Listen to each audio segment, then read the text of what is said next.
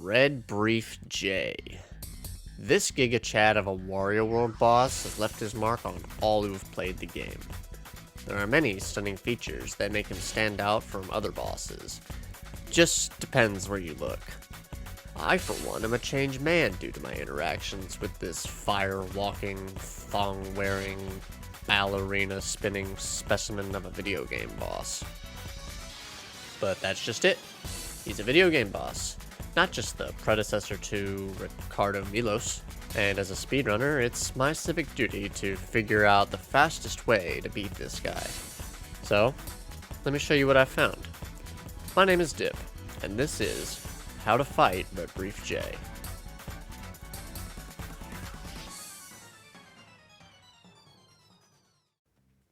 Now, before we begin, I need to be clear about something. All the testing and footage gathered for this video was performed on official hardware. You see, this game has performance issues from time to time with a lot of particles on screen, so there's going to be a lot of rendering lag on the game's part. If you use an emulator to play this game, you aren't going to have that problem, and some of these strategies are just going to be useless, but I'll point them out as they come up. We will also be going over every strategy I know of to fight Red Brief J, and ranking them based on how difficult they are to perform versus how worthwhile they are to attempt in a speedrun. So, let's begin with the beginning. Strategy 1. Do nothing.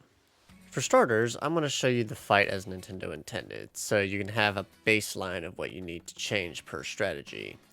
For this, I'm going to send you to a live dip for a play-by-play during the fight. Take it away, live me. Thanks, me. Now, for those of you who are watching at home, if you do not feel like you need a refresher on the Red Brief J fight in its basic form, say you're an expert speedrunner or something and you know how it works, you can go ahead and skip to the next part because this is me explaining what it would be compared to every other thing. But if you want a little refresher and you don't know what the slowest thing maybe even looks like, feel free to stick around and I'll be happy to teach you. But let's get started. For the first cycle of Red Brief J, he will simply walk to the edge and he will begin a charge move. Here you want to ground pound in the center of the platform once he starts teetering after his charge move. Preferably get rid of all the coins. And for doing nothing, the strategy we're doing now, you want to walk him around as much as possible and just wait for his attacks to go away. This is all you need to be doing. So right now it is a waiting game. He will jump in the air for his second attack and then land.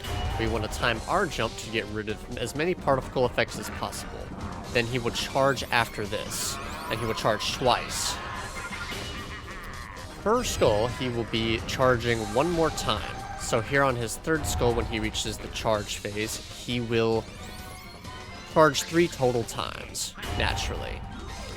But between each phase, he will do 2 normal attacks, as you see here, and then do a charge attack for his third.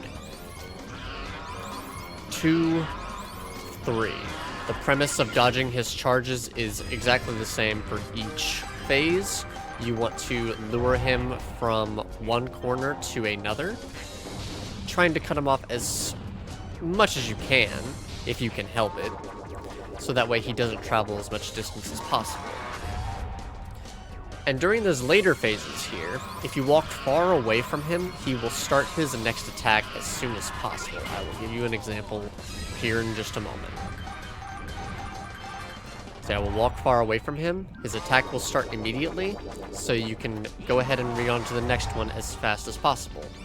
For this move, you simply want to run away from it as fast as possible when this strategy, so that way it just ends, and then make him charge for his last life. This one will be a little bit more tricky because of course he's faster, but just use as much space as you need. That is the entirety of the fight for the do nothing strategy. Back to you, post me. Thanks, live me.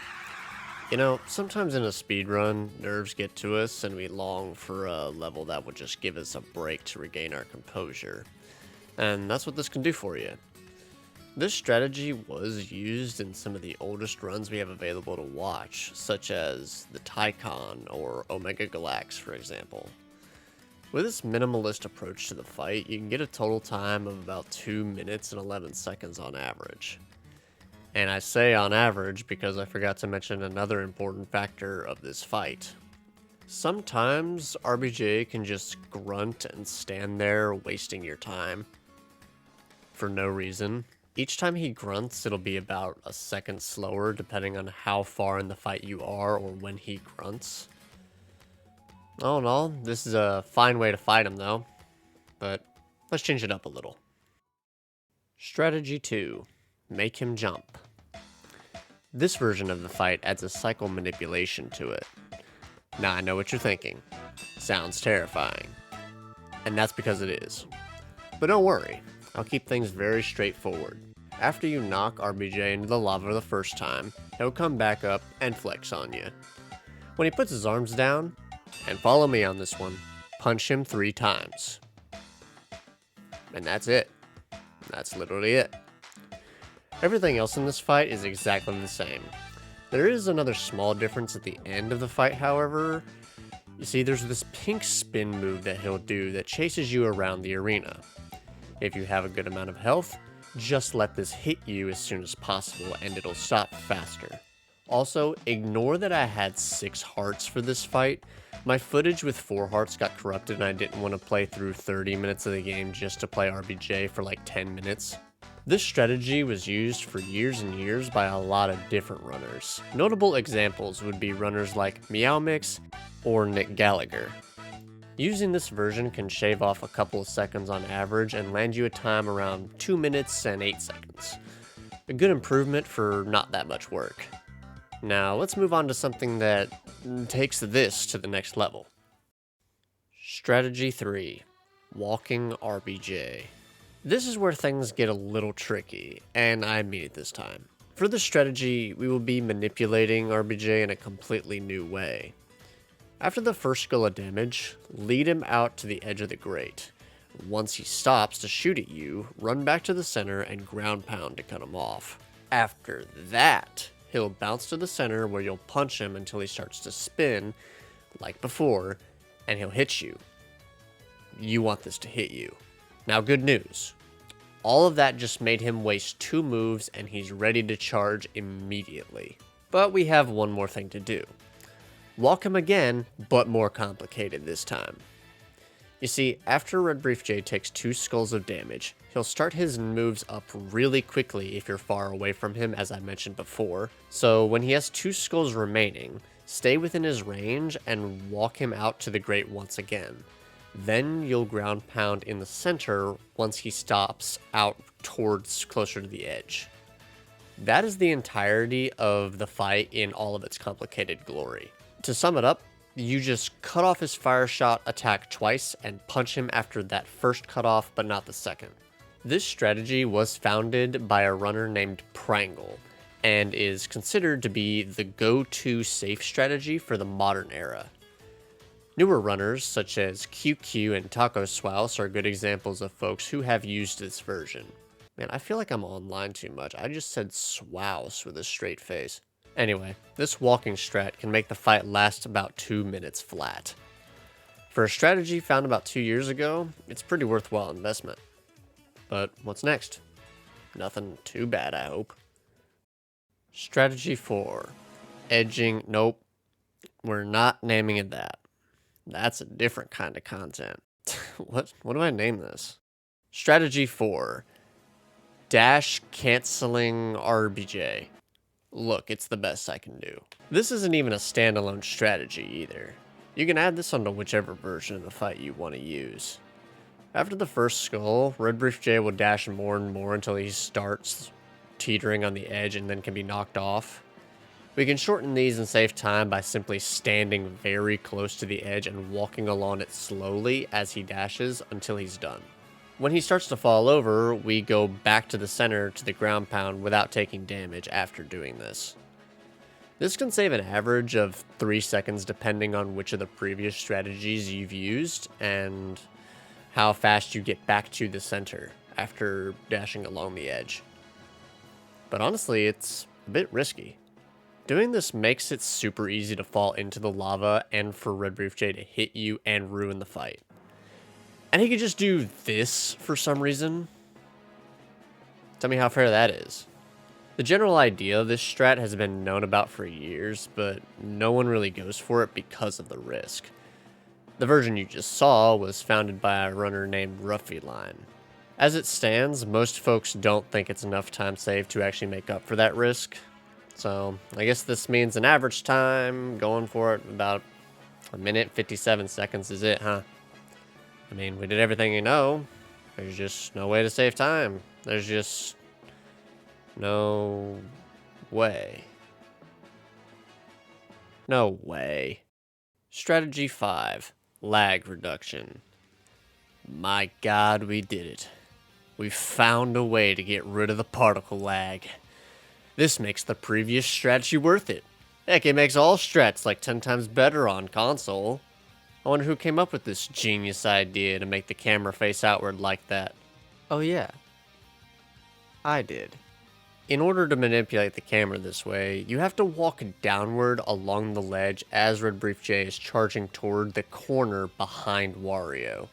This little trick and movement should make the camera face outward toward the lava, and from here you can walk closer to the center and then ground pound. If you walk just right, you won't take any damage and there will be reduced lag. Sometimes there will be no lag at all.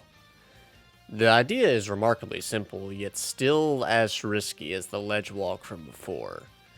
This trick is so new, it could be considered to be my secret weapon.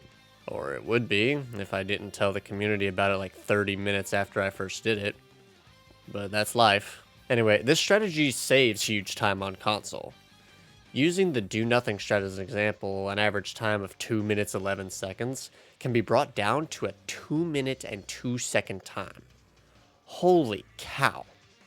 If you use the best strategies paired with this, you can get an average time of 1 minute and 53 seconds. And that's the average. The best I've seen is a 1 minute and 51 second time when I wasn't recording. But that's life.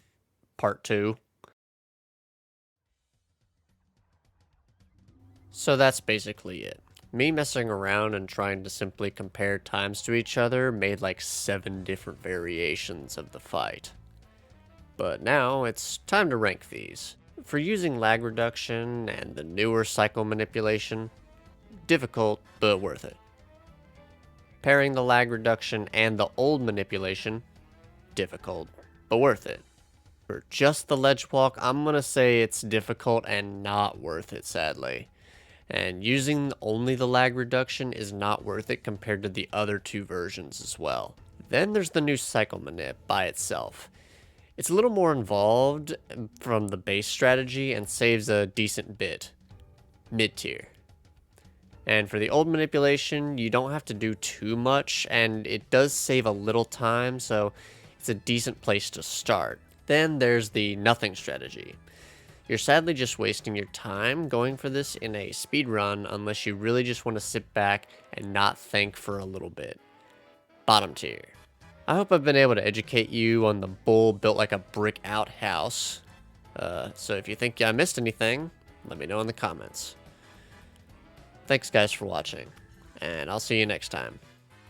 Take it easy, everyone.